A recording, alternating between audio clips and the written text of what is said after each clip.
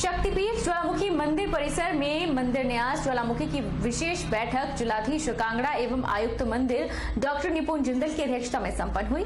बैठक में 2 अप्रैल से शुरू हो रहे चैत्र नवरात्रों को लेकर की गई तैयारियों की समीक्षा की गई और आवश्यक दिशा निर्देश दिए गए।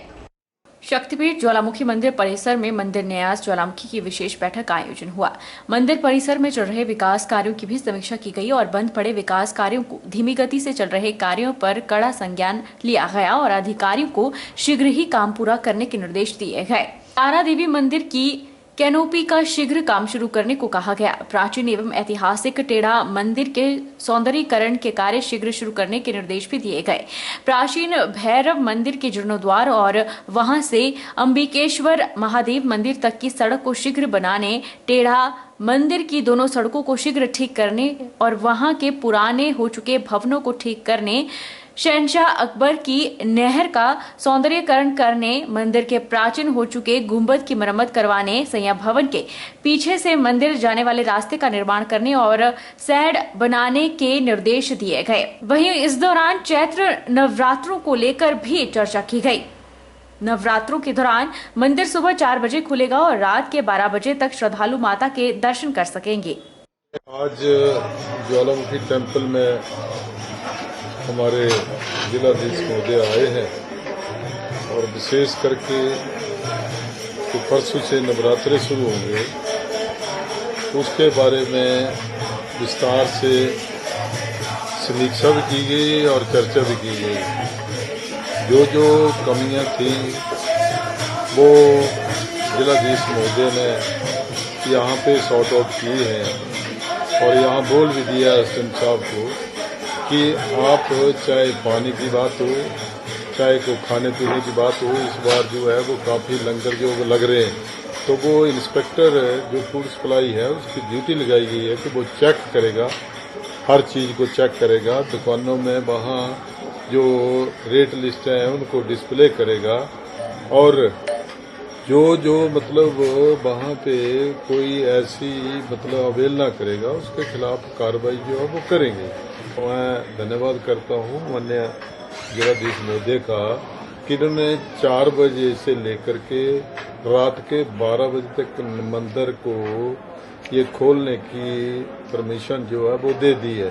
तो कोई भी यात्री जो रात को आए वो 4-5 बजे यहाँ दर्शन करके माता के वो जा सकता है। चिंतपूर्णी में चैत्र नवरात्रि मेला आज से शुरू हो गया है। नवरात्रि के दौरान माता रानी के दर्शन करने के लिए आने वाले देश विदेश से श्रद्धालुओं के लिए मंदिर प्रशासन द्वारा पुख्ता प्रबंध का दावा किया जा रहा है। एक अनुमान के मुताबिक मेले के दौरान 60,000 से अधिक श्रद्धालु माता रानी के दर्शन करने के लिए पधारेंगे। मंदिर प्रशासन द्वारा सभी पुख्ता प्रबंध किए गए हैं। कल तिथि 2 अप्रैल से नवरात्रों की तिथि स्टार्ट हो रही है। सभी भक्तों को प्यार भरी माता जी की जय माता दी। सभी भक्तों को प्यार भरा माता जी का प्यार। चिंतपूर्णी माता जी की पुजारी आपको सभी को बधाई देता हूँ। बोलो सच्चे दरबार की। 2 साल के बाद एक बार फिर संतान दात्री माता सिमसा के दरबार में श्रद्धालुओं की रौनक लौटेगी। इस बारे में शारदा माता मंदिर कमेटी के प्रधान विनोद कुमार राय ने कहा कि नवरात्रों के महोत्सव के दौरान कोरोना नियमों का पूर्ण रूप से पालन किया जाएगा। चैत्र और शरद नवरात्र के दौरान माता सिमसा मंदिर परिसर में नवरात्र महोत्सव बड़ी धूमधाम के साथ मनाया जाता था और हजारों की संख्या में श्रद्धालु यहां नतमस्तक होते थे। यही नहीं, सैकड़ों के तादाद में निसंतान दंपतियां संतान प्राप्ति के लिए माता के चरणों में तपस्या करती थी। लेकिन कोरोना काल के चलते और सरकार के दिशा निर्देशों का पालन करते हुए मंदिर प्रशासन ने यहाँ पर किसी भी तरह के महोत्सव और श्रद्धालुओं की आवाजाही पर रोक लगा दी गई थी। लेकिन अब माहौल सामान्य होने और सरकार के आदेशों के अनुसार मंदिर परिसर को पूरी तरह से श्रद्धालुओं के लिए खोल दिया गया है और इस बार चैत्र नवरात्रों का महोत्सव धूमधाम के साथ मनाया जाएगा। साथ ही एक अच्छी खबर यह भी है कि इस बार महिलाएं धरने पर भी बैठेंगी। सबसे पहले तो सभी भक्तों को मेरी तरफ से नवरात्रों की हार्दिक शुभकामनाएं और इस बार मां मैया की कृपा से जो है नवरात्रे खुले हैं, लेडीज लोग सो रहे हैं मंदिर में और साथ में जो है यहाँ पर सारी गुणवत्ता लंगर सराय की सारी चालू कर दी जाएगी 1 तारीख, ठीक है। और यहाँ पर जो लेडीज लोग आए हैं उनसे मेरा निवेदन है कि वो थोड़ा सा 2 कंबल साथ में ले आए। थोड़ा कंबल की दिक्कत होती है, बहुत सारी लेडीज आएंगी, इस बार कोरोना की वजह से ज़्यादा भीड़ हो सकती है। तो हमारे पास भी बहुत है, मंदिर के पास 1000-1500 कंबल है, मगर फिर भी कमी हो सकती है, तो अपना अपना 2 कंबल ले आए तो मंदिर को सपोर्ट होगी। वहीं युवक मंडल सिमस के प्रधान रविंद्र जसवाल ने शुक्रवार को सिमस में कहा कि युवक मंडल सिमस में नवरात्रों को लेकर तैयारियां पूर्ण कर ली गई हैं। युवक मंडल सिमस द्वारा लगातार 10 दिनों तक भंडारा लगाया जाएगा। उन्होंने कहा कि इस भंडारे में युवक मंडल सहित महिला मंडल का काफी सहयोग रहता है और किसी भी श्रद्धालु को किसी प्रकार की समस्या होने पर वे युवक मंडल से संपर्क कर सकते हैं। मेरा आप सबसे अनुरोध है कि 2 अप्रैल से माता के नवरात्रे शुरू हो रहे हैं, जिसमें कि सभी श्रद्धालु आकर अपने माता रानी के दर्शन करें और आशीर्वाद लें। और यहाँ पर युवक मंडल के द्वारा 10 दिन के लिए विशाल भंडारा जो है शुरू होगा, जिसमें सिमस वासी और युवक मंडल, महिला मंडल सभी का बहुत सहयोग रहता है। और हमारा सभी इलाका वासियों और श्रद्धालुओं से विनम्र निवेदन है कि आकर भंडारे का प्रसाद ग्रहण करें। हिमाचल में गर्मी से हाल बेहाल होने लगे हैं। आगामी दिनों में भी भीषण गर्मी से फिलहाल राहत मिलने के आसार कम हैं। मौसम विज्ञान केंद्र शिमला के अनुसार प्रदेश में आगामी 4 दिनों तक मौसम साफ रहने की संभावना है। ऐसे में इस दौरान पारा और चढ़ने की संभावना भी है। वहीं आगामी 8 से 10 दिनों तक बारिश की कोई भी संभावना नजर नहीं आ रही। प्रदेश के मौसम शुष्क बना रहेगा। मार्च महीने में जहां पहाड़ों पर मौसम सर्द बना रहता था, वहीं इस बार मार्च महीने में कई सालों के रिकॉर्ड टूट चुके हैं। प्रदेश में आगामी 10 दिन तक मौसम साफ बना रहेगा, जिससे तापमान में और बढ़ोतरी हो सकती है।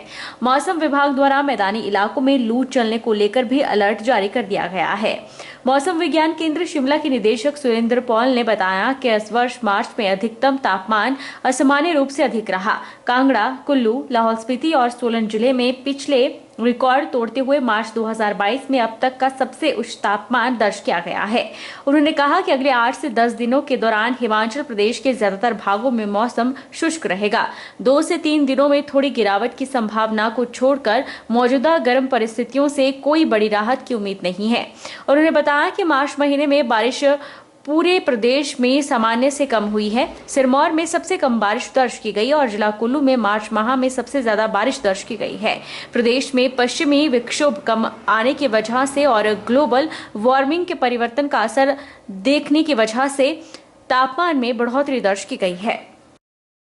आने वाले दिनों में बारिश की संभावना तो नहीं है, लेकिन जो हीट वेव कंडीशन जो अभी चल रही हैं, जो ज्यादा टेम्परेचर बढ़ रहे हैं और कई इलाकों में तो heat wave to severe heat wave condition भी चल रही है, उसमें हल्का सा कुछ कमी आएगी, क्योंकि तापमान में जो बढ़ोतरी हो चुकी है वो 7 से 8 डिग्री सेल्सियस के बीच में है। उसमें अगले 3 से 4 दिनों में कुछ कमी जरूर आ सकती है, लेकिन ओवरऑल वार्म कंडीशन है वो चलती रहेंगी। टेम्परेचर जो है सामान्य से ज्यादा रहेंगे और जो मिड हिल्स के एरिया जिसमें district Bilaspur, Mandi, parts of Kullu, Kangra, Solan और सिरमौर, इन इलाकों में जो है हीट वेव कंडीशन जो है कंटिन्यू करेगी। बारिश की अभी कोई 8 से 10 दिन कोई संभावना नहीं है, तो फर्स्ट वीक ऑफ अप्रैल जो है भी गर्म रहेगा, लेकिन जैसे मैंने कहा कि एक पश्चिम विक्षोभ अभी 48 आवर्स में कुछ अप्रोच करेगा, तो एक्सट्रीम नॉर्थ पे जम्मू कश्मीर और कुछ हिमाचल का जो एक्सट्रीम एरियाज है वहां पे हल्का बर्फबारी और स्नोफॉल हो सकता है। उससे कुछ जो है कुछ हल्का सा रिलीफ होगा। मंडी स्थित सनातन धर्म सभा परिसर में 2 अप्रैल से लेकर 10 अप्रैल तक श्री रामनवमी महोत्सव बड़े ही हर्षोल्लास और आस्था पूर्वक मनाया जाएगा। सनातन धर्म सभा मंडी के प्रधान रविकांत वैद्य ने बताया कि 2 अप्रैल को सुबह 6 बजे कलश स्थापना के साथ श्री रामनवमी महोत्सव का आगाज होगा। सनातन धर्म सभा मंडी के द्वारा 2 वर्षों के कोरोना काल के बाद सनातन पद्धति से श्री रामनवमी महोत्सव का आयोजन 2 अप्रैल से लेकर 10 अप्रैल तक किया जा रहा है। महोत्सव के दौरान प्रतिदिन शाम के समय श्री राम कथा का भी आयोजन किया जाएगा। सनातन धर्म सभा मंडी के प्रधान रविकांत वैद्य ने जानकारी देते हुए बताया कि कोरोना काल के 2 वर्षों के बाद सनातन धर्म सभा पुनः अपने कार्यक्रम शुरू करने जा रही है। इसी कड़ी में सनातन धर्म सभा के द्वारा 2 अप्रैल से 10 अप्रैल तक श्री रामनवमी महोत्सव बड़े ही धूमधाम से मनाया जा रहा है। उन्होंने बताया कि 2 अप्रैल को सुबह 6 बजे कलश स्थापना होगी। और शाम 4:30 बजे श्री राम कथा का शुभारंभ होगा, जिसमें कथावाचक योगेश शर्मा भक्तों को श्री राम कथा का श्रवण करवाएंगे। 10 अप्रैल को सनातन धर्म सभा से लेकर हनुमान घाट तक कलश यात्रा निकाली जाएगी और हनुमान घाट पर विधिवत पूजा अर्चना करने के बाद कलश विसर्जन किया जाएगा।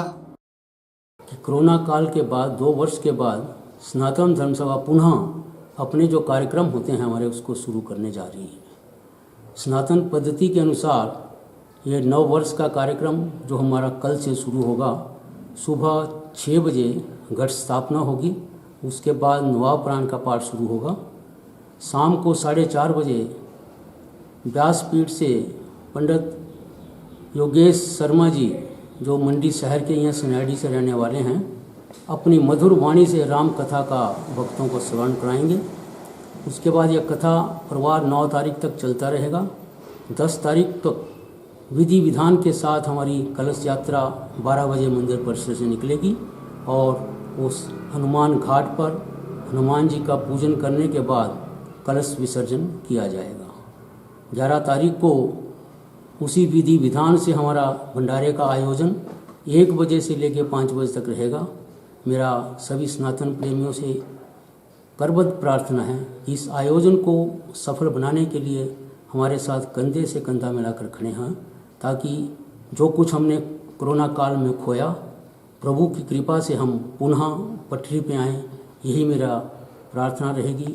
अंत में मैं सिर्फ सनातन प्रेमियों से, मंडी वासियों से निवेदन करूंगा कि इस कथा प्रवाह को आएँ, सुने, श्रवण करें और भंडारे का भी प्रसाद ग्रहण करें। बहरहाल बुलेटिन में इतना ही। आप देखते रहिए HP 24/7।